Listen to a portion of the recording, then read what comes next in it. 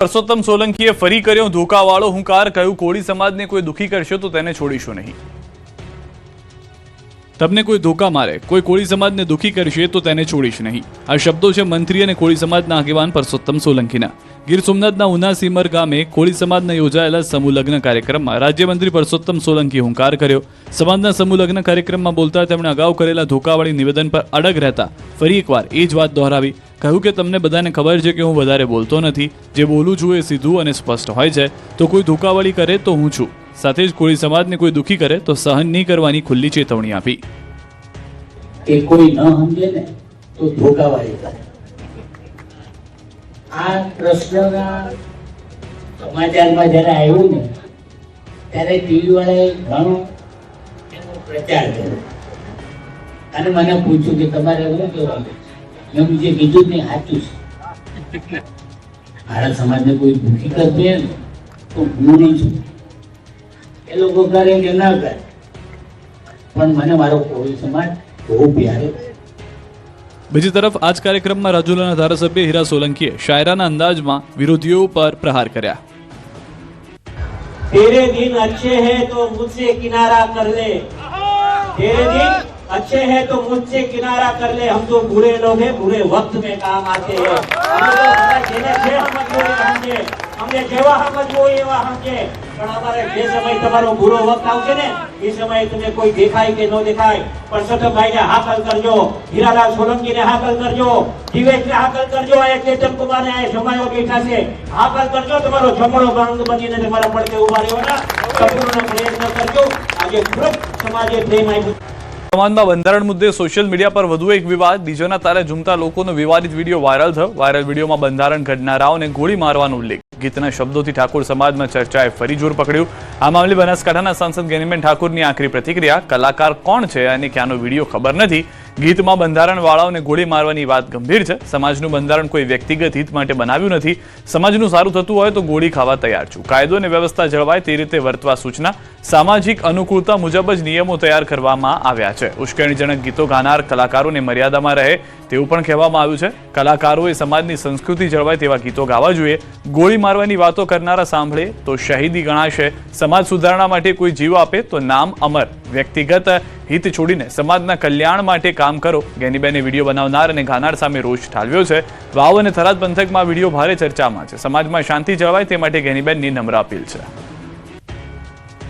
એવું કીધું કે બંધારણ વાળાને મારો ગોળી, તો આ બંધારણ એ કોઈ વ્યક્તિગત આગેવાનો એમના હિત માટે કરી નથી, આ સર્વપક્ષીય અને તમામ ઠાકોર સમાજને બીજા સમાજોએ સાથે મળીને આ બંધારણ જે તે સમાજની અનુકૂળતા પ્રમાણે બનાવ્યા છે। અને આવી રીતે ઉશ્કેરવા પૂર્વકના ગીતો ગવાતા હોય તો એમને પણ ટકોર છે કે મર્યાદામાં રહીને તમે સંસ્કૃતિ પ્રમાણેના ગીતો ગો, મનોરંજન કરો, એની સામે વાંધો ના હોય। અને તમે કોઈને ગોળી મારવાની વાત કરો તો જેને પણ ગોળી મારો એને સમાજ સુધારા માટે એનું શહીદીમાં નામ આવશે। સાડામાં ઠાકોર સમાજના બંધારણ અંગે સંમેલન યોજાયું। સુરેન્દ્રનગરના દસાડા તાલુકાના અંબાળા ગામે વેલનાથ બાપુની જગ્યા ખાતે ઠાકોર સમાજનું બંધારણ અંગે સંમેલન યોજાયું। દસાડા તાલુકા ક્ષત્રિય ઠાકોર સમાજનું નવા બંધારણ અંગે સંમેલન યોજાયું। ઠાકોર સમાજના આગેવાનો અલ્પેશ ઠાકોર, ગેનીબેન ઠાકોર સહિતના સમાજના સાંસદો, ધારાસભ્યો, આગેવાનો, હોદ્દેદારો અને યુવાનોની મોટી સંખ્યામાં ઉપસ્થિતિ જોવા મળી।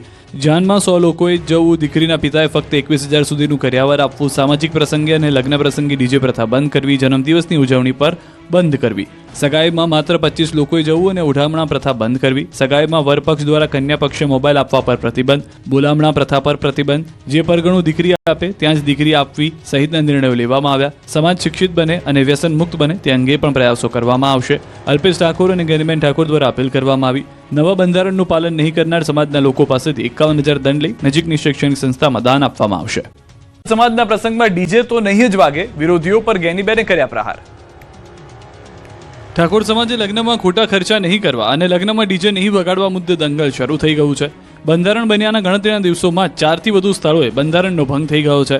ત્યારે ફરી ઠાકોર સમાજની બેઠકમાં ગેનીબેન ઠાકોરે સ્પષ્ટ શબ્દોમાં કહ્યું છે કે લગ્નમાં ડીજે તો વાગશે જ નહીં। વાવ થરાદના ભાભર ગામની ગાયત્રી ગર્લ્સ હાઈસ્કૂલમાં ઠાકોર સમાજની સામાજિક બેઠક મળી, જેમાં સાંસદ અને ઠાકોર સમાજના આગેવાન જ્ઞાનીબેન ઠાકોર, સ્વરૂપજી ઠાકોર સહિતના આગેવાનો ઉપસ્થિત રહ્યા. બેઠકમાં ગામે ગામ બંધારણ બાબતે સમિતિઓ બનાવવા મામલે ચર્ચાઓ થઈ. તો બેઠકમાં બંધારણમાં થયેલા ભંગ અને પ્રતિબંધ હોવા છતાં વાઘેલા ડીજેને લઈને ચર્ચા થઈ. ત્યારે ખુલ્લા મંચ પરથી જ્ઞાનીબેન ઠાકોરે ડીજે વગાડતા લોકો અને ડીજેને સમર્થન કરતા લોકોને આડે હાથ લીધા.